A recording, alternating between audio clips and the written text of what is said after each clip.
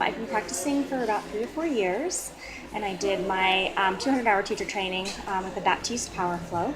And then I took a class, an aerial yoga class recently, and just fell in love with it, had a lot of fun with it. So I did my training in California, and now I've been teaching this since we've opened at the end of June, but I've had a practice for about 18 months.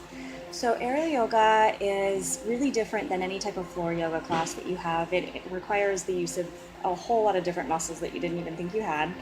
But it really allows practitioners to not rely so much on their body weight. It takes a little bit off so that they can get into poses a little bit easier and maybe a little bit deeper than they could without having to support themselves on the floor.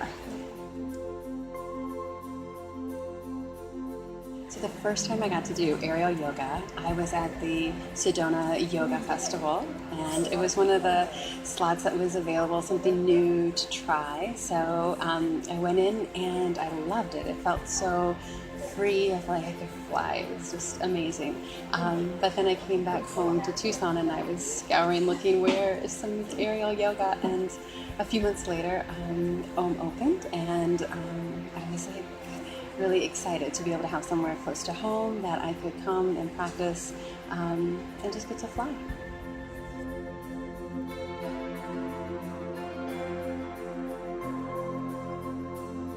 Traditionally, with the yoga classes that you'll find on the floor, specifically with vinyasa classes, there's a lot of pressing and pushing away from the floor.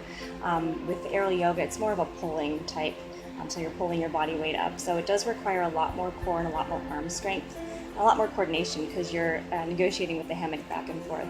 But like I said, it's a lot more accessible to a lot of people, especially for those who have wrist issues or shoulder issues or just don't have the strength to support themselves on the ground.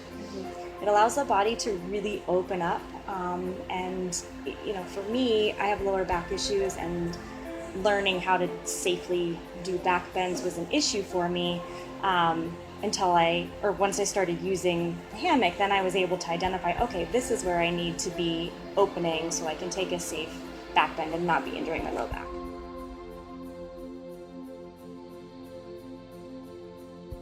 Aerial yoga practice is just a lot of fun. For me personally, exercising is not fun at all. And so if I can add something into a class like the aerial piece of it that sort of makes you forget that you're working out, then that's always a bonus.